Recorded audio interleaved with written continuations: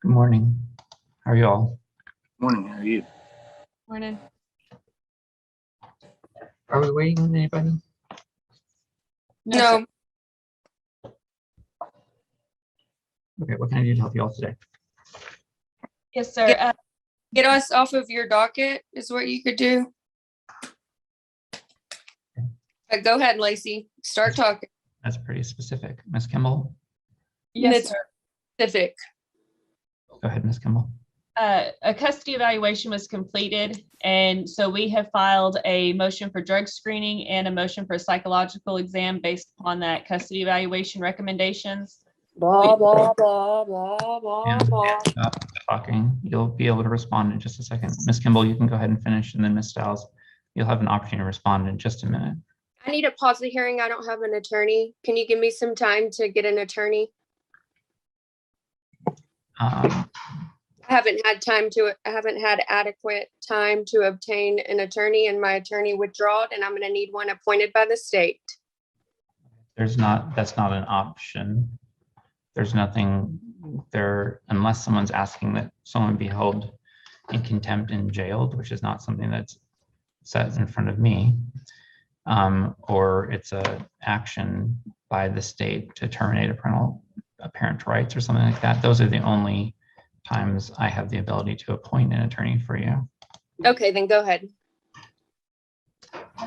We also had sent discovery out as laid out in our motion sometime back. I had worked with Ms. Stiles' prior counsel and had agreed to 2 extensions. And then we ultimately never got a response, and she filed a motion for She protection. got plenty of responses. Objection. What's your objection? Hold on, wait a second. Ms. Stiles, you just need to object and then let me know what your objection is. Don't yell at her. Objection to hearsay. How do I submit my documents to you directly? Hold on. So, Ms. Kimball, are you saying this was something that happened between counsel? Yes, back in November. We are now setting this hearing is for our motion. She to also compel represents the Cody and all documents turned up. fucking sit there. Okay. So, Ms. Stiles, I'll unmute you in just a second. You need to let Ms. Kimball finish what she's saying. And then when you're talking, she'll let you say what you're saying, unless one of you has an objection that is a legal objection. You can't just talk at the other side. So Ms. Kimball, why don't you just go ahead and finish telling me what, so you said that you're wanting a drug screen, so drug test, and do you say psychological or psychiatric? I thought you said A psychological exam. And then we have a order to compel Ms. Stiles to turn over the responses to our discovery request, to provide dates for a deposition and for attorney's fees for $1,500.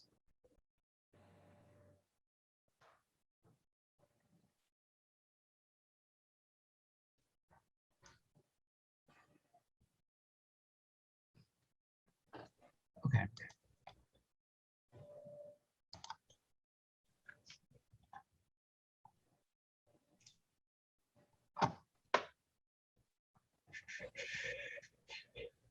All right, so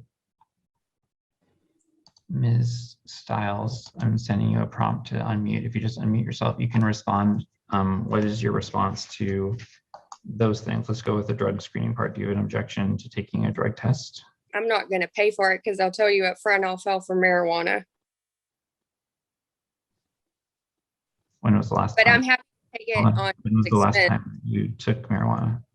I use marijuana daily. All day, every day. And it's legal in what states? California. So we can either get there or not get there. Your choice tonight. Okay. So I'm glad to take the drug test. Stop. Okay, go. It's going to be on his expense, Stop. but I'm Stop. I'm pretty low key. We're in court. fed up with Miss Kimball. You need to be respectful. I'm So fed up.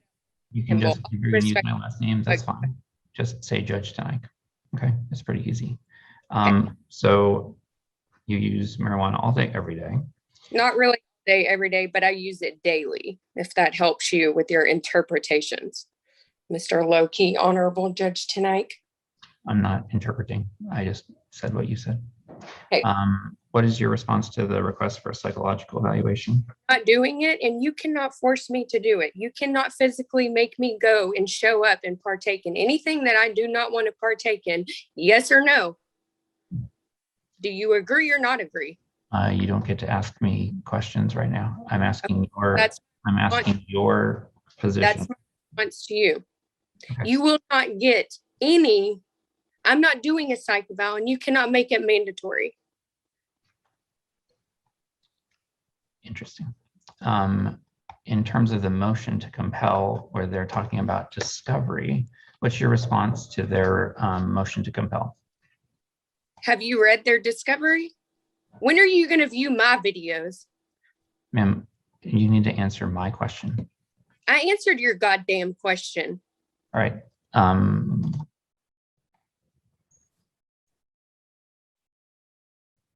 So I'm going to warn you that it is completely inappropriate to swear like that in court.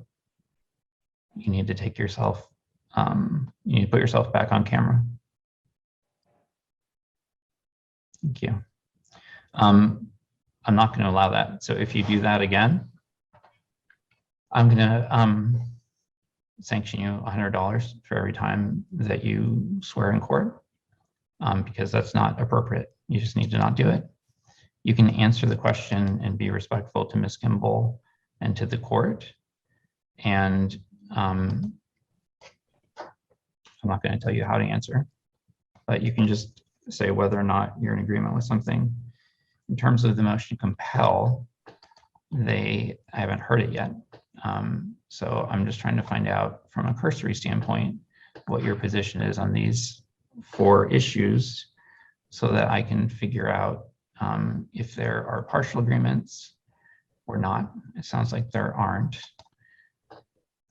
So based upon your response, I'm going to take it that you're not in agreement with their motion to compel. In terms of their request for deposition dates, what's your response to that? I sent you a prompt to unmute yourself. What dates? Ms. Kimball, do you have proposed dates? I would propose, And whose expense? Mine? Because if it's mine, I'm not fucking doing it. Sanction, give me $100 fee. Woo Okay, woo. well, so I am finding you in direct contempt. Okay, 1 fine. Finding you $100. Okay, make it 2. Damn, I said 2 words. Ma'am, I don't think you want to do this. At least the people in the courtroom seem to think you don't want to do this.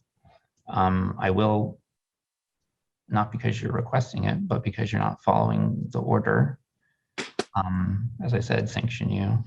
Please do. Let me do it. So that's Please. $200. Here, I'm sure she wants my apartment number, right? Turn it to Miss Kimball. You're going to want. Stop. That's not something that she asked for. Ms. Kimball, what dates? No, What then date are you everybody requesting? else. I would propose August 30th or September 2nd. Okay. How long? Are you wanting how long? That's a valid question. Is it half day, an hour, 2 hours? What do you I anticipate? would anticipate a full day. Okay. So what, the Ms. 30th or the 2nd? Which of those dates works better for you, Ms. Stiles? What time, dumbass? 3 contempts. You're correct. That is 3. Yep. Supposed to start at 9 a.m. What date? Stiles, that question is to you. Never I mind. said what I'm not gonna- time? I'm not gonna let you Time, pick. date, you know, these I'm not gonna things. let you look. You don't get to do this for your own pocketbook. I'm muting you for, all right, I'm going to count that as another violation. So in terms of the request for the deposition, she didn't have any objection. I'm going to note for my own record that she opted out after flipping me off. I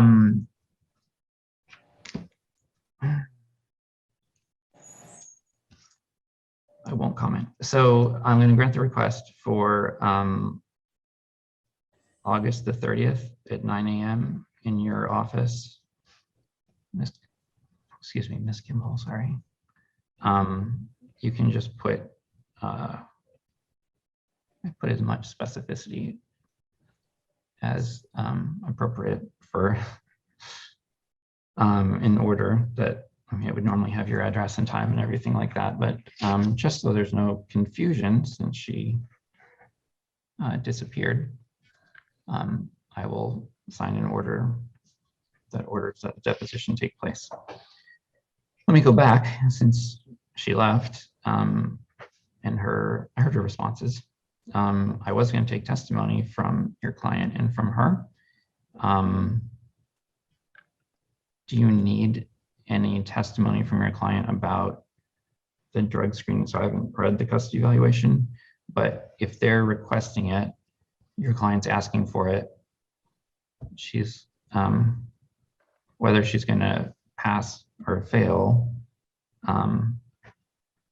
is not the determinative factor, because you may want it to see if there's something other than marijuana. So I'm going to grant that request. I don't need testimony from a client about that. In terms of the psychological evaluation, I'm just going to allow your argument. Your Honor, I think based on the presentation today of Ms. Stiles and the custody evaluation report from Mr. Bouchard, I think it's apparent that there could be some mental health issues that would obviously impact custody and access to the child. So we believe a psychological evaluation would be necessary. Furthermore, Ms. Stiles is not in possession of any of her children at this point and has not been paying support on ALA for a little over a year now. And so we would be requesting, she's also received the tax stimulus funds and income tax returns for claiming the children. So we would ask that the expenses be put on Ms. Stiles to pay for that. I'm sorry, to pay for what part specifically? For the drug test and the psychological evaluation. Because she's been receiving that money. Yes, sir. Okay.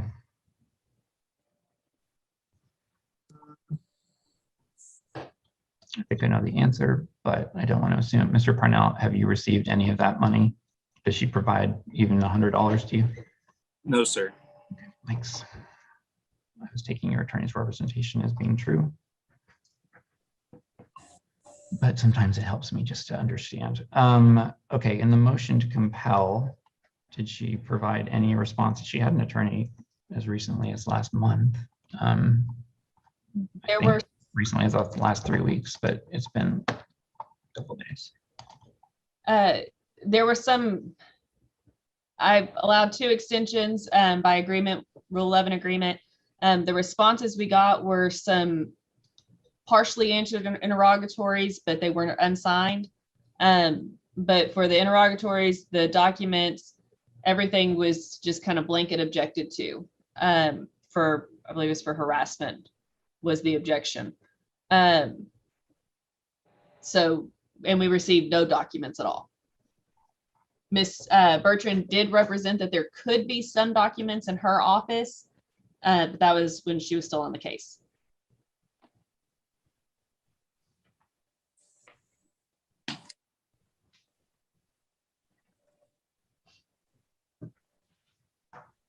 And were there objections made to the interrogatories? Yes, sir. Objections to undue burden, unnecessary expense, harassment, or annoyance.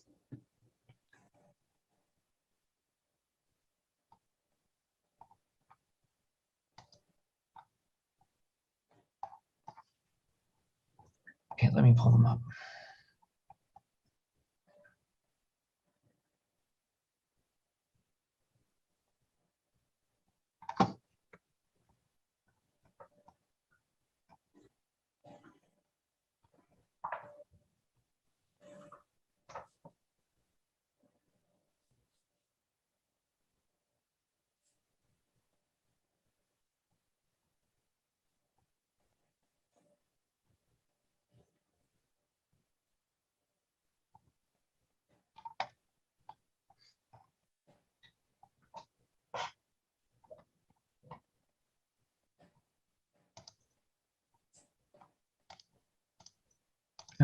So in reviewing them, one is about persons expected to testify at trial, identity and location of employers in the last 2 years, identity of people she's had an intimate relationship with for a relatively 5-year period. Mental health and physical health care providers or objections, but then that was actually answered, but just names, not any address or phone numbers or anything like that. Income questions not answered. Monthly living expenses. It says litigation, auto payment, cell phone. Did you get anything? Did you get any numbers, or is that all you got? That's all we got.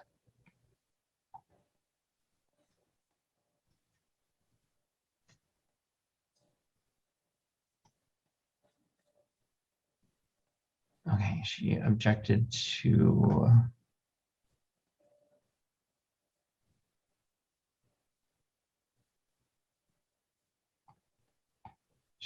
why the prior order should not be modified. She objected to a question about the child's present living environment and visitation for the temporary orders, if that's not in the best interest, state why generally. She objected to that. She provided a partial answer. She objected to child support questions. She objected to counseling and psychiatric questions.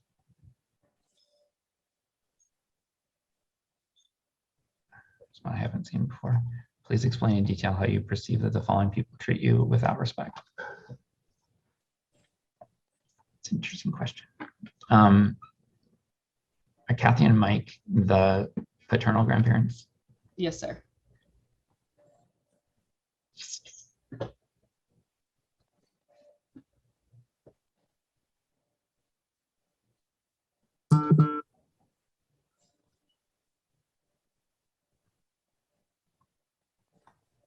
And the last one is about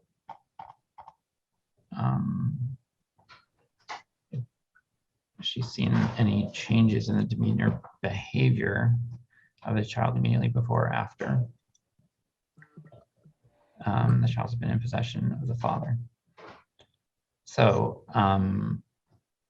any objection to relevance, all of those are relevant. The objections to there being undue burden, unnecessary expense. I'm overruling those. It's not an undue burden to answer 12 interrogatories. It is not an unnecessary expense to respond. And I'm overruling the objections to harassment or annoyance. So I'm overruling all those objections, and I will, if you put in the order, I'm going to order that she provide full and complete answers to all 12 of those interrogatories, and that the objections are waived. And then in terms of the request for production,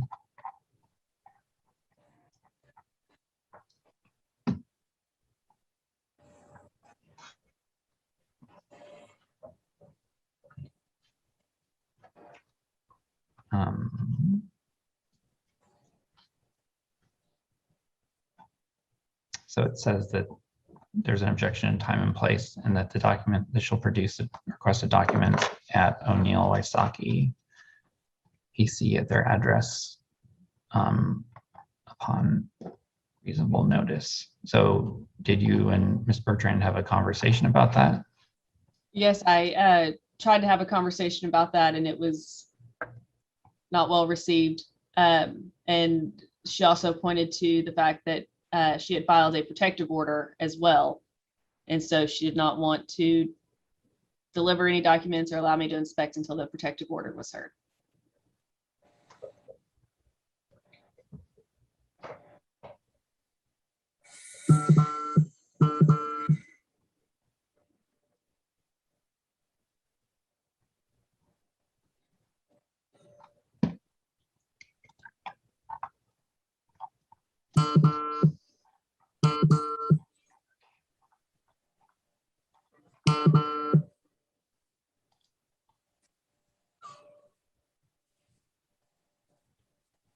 Mr. Parnell? Yes, sir. Um, Sorry, my phone's blowing up. She's texting in group text again. This happens quite frequently with her. It's fine. Apologize. I was going to ask if she was participating by text. If you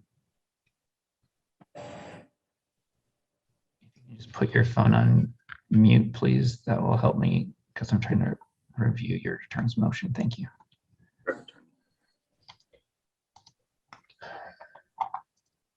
You see if there's something I can do on my phone as well. Sorry. Well, it may be muted. It may just be vibrating. I don't know. Yes, sir. I'd turn it back on silent mode. I'm so sorry. Thanks. It's fine.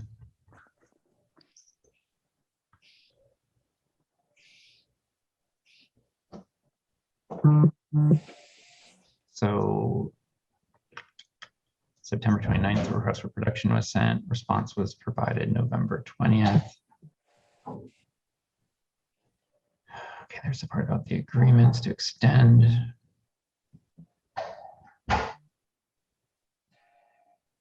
There's a mention of respondent refusing to comply with the child custody evaluator.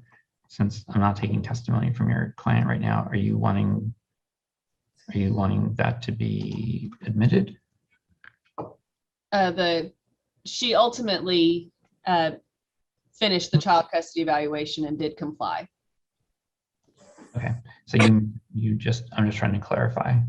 I'm not trying to get a yes or no, I'm trying to understand. So you referenced earlier that the request for the drug screening and the request for the psychological evaluation were contained in the custody evaluation. Yes, sir. Are you wanting that to be admitted? Yes, sir. I was going to have Mr. Bouchard there to testify at trial.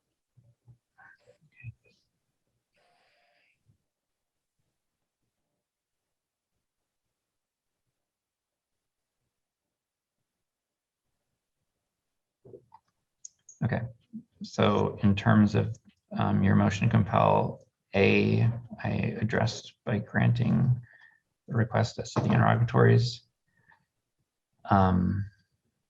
What you put was within 15 days of the order, that's reasonable. As to the request for production, I'm granting that request that she also produce those documents to your office.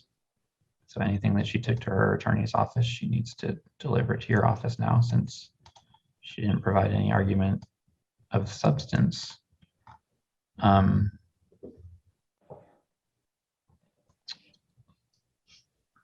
To that request.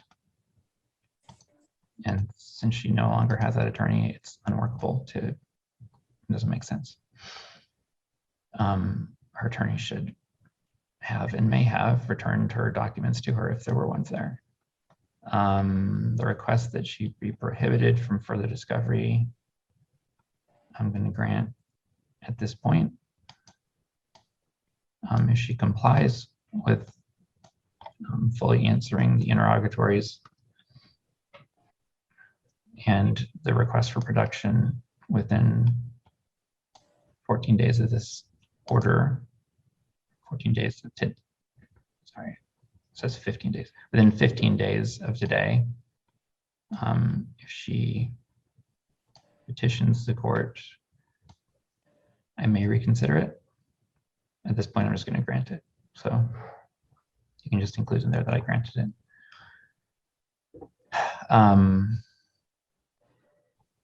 The deposition about dates we addressed. So that's August 20th, your office at 9.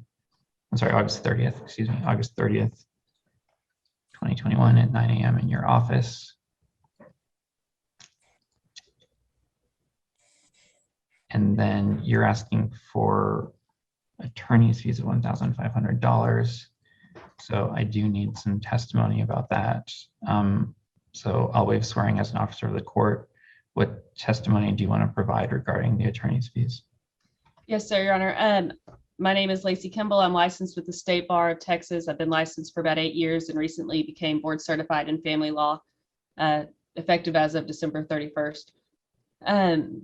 I have my hourly rate is at $275, which I believe is fair and reasonable based upon my knowledge of other attorneys and their general billing rate. I've expended approximately 5.5 hours, which is just slightly over $1,500 in preparing the discovery, sending it, the Rule 11 agreements, conversing with trial, following up on the motion for the protective order, the motion to compel, and now this hearing.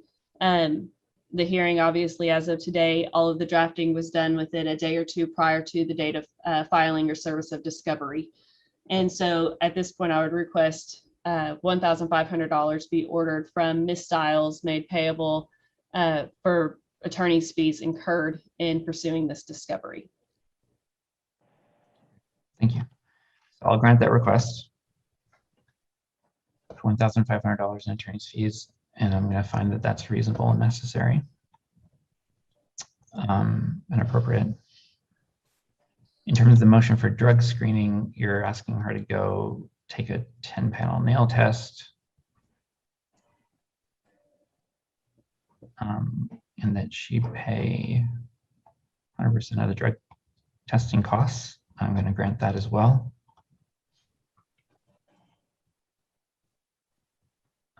If you will include in the order, please, my normal language. I'm not going to write out an associate judge's report. I'm just granting your motions as I'm reciting. It tracks your motions. Like everything I've said so far tracks your motions. But one thing I put in is a failure to take a drug test is considered to be a positive drug test. So if you'll include that in the order so that she's aware of it. Yes, sir. I don't know that that will necessarily change anything, but it puts everybody on notice that just deciding not to take a test is not the answer.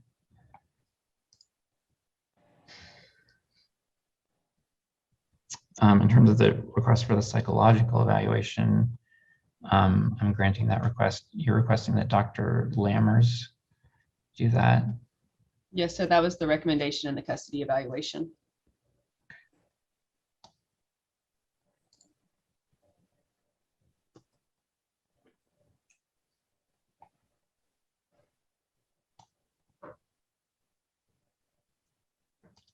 Okay, so I'm going to grant the motion for psychological evaluation and grant the second paragraph where it asks that the respondent, which is the mother, Ms. Stiles, pay for her psychological evaluation.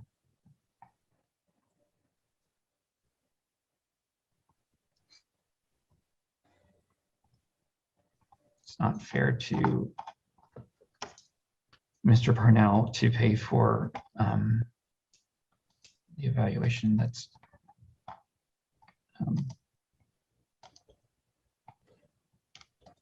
it's based upon her whatever happened in the custody evaluation, whatever prompted that. Based upon my experience with the case, it's not fair to Mr. Parnell to have to pay those costs.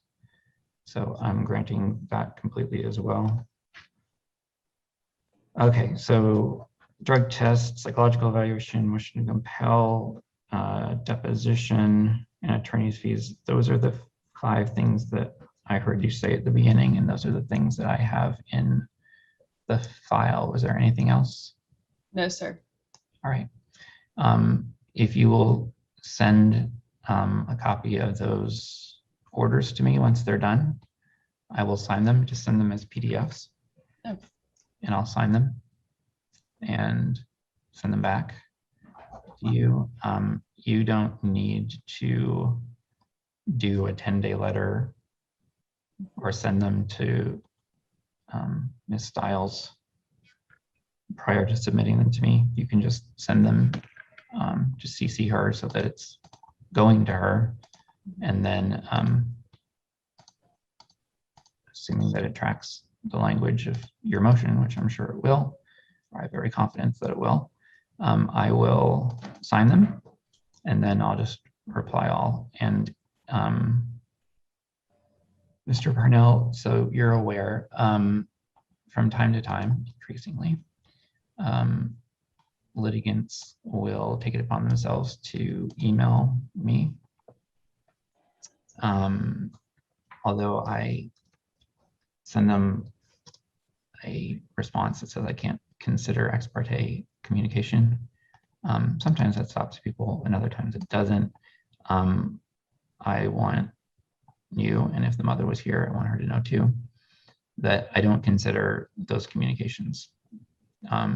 That's not directed specifically at her. I'm saying it because of what was going on a few minutes ago, but just so that you understand, I only consider things that are here in court. So your attorney is professional. She would never do this, but whether it's an attorney or a litigant, I